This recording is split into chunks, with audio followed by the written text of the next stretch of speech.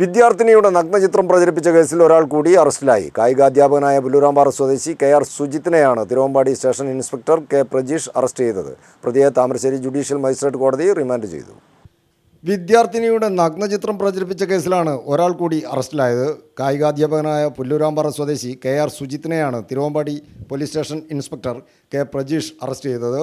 പ്രതിയെ Thamarassery judicial magistrate കോടതി remand ചെയ്തു.